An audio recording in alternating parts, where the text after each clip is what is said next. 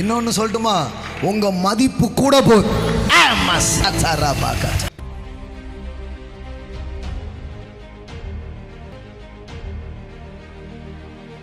சரி, பைபிள்ல எந்த கதை பெயினே இல்லாம முடிஞ்ச கதை சொல்லுங்க? உபத்திரவமோ சவாலோ சேலஞ்சோ வராமலே இவங்க வந்துட்டாங்கன்னு ஏதாவது ஒரு கதை சொல்லுங்க. சொல்லட்டுமா? இந்த திராட்சை ரசம் ரசமாக மாறணும்னா அதை க்ரஷ் பண்ணணும்.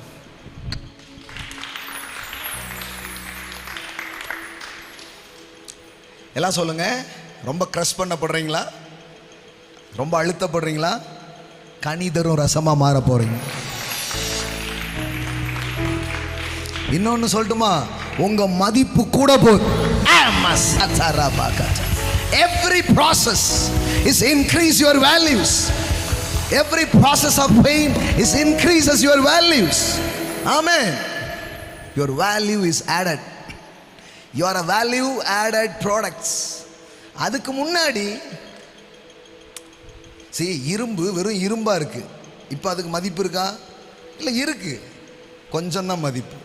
ஆனால் அதை கொண்டு போய் நெருப்பில் வச்சு அடித்து அதை ஒரு ஆயுதமாக மாற்றினா அதை விட மதிப்பு கூட.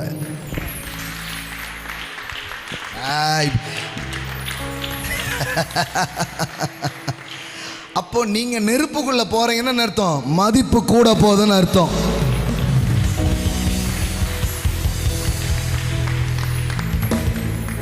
திராட்சை பழத்தை எடுக்கிறோம், அது திராட்சை பழமா விற்றா எவ்வளவு? கிலோ 50 ரூபா 100 ரூபான்னு வச்சுக்கோங்களேன். இதுவே க்ரஷ் பண்ணி ஜூஸ் ஆக்குனா அதன் மதிப்பு, அதை வச்சு 500 ரூபாய் 1000 ரூபாய் சம்பாதிக்கலாம். எல்லாம் சொல்லுங்க. பிழியப்படும் பொழுது மதிப்பு கூடுகிறது.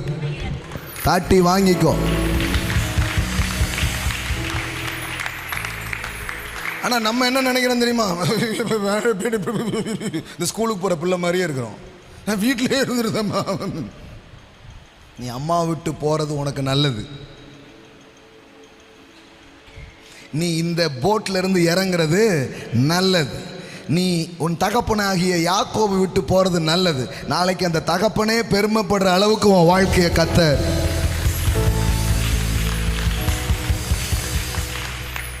ஆமென்.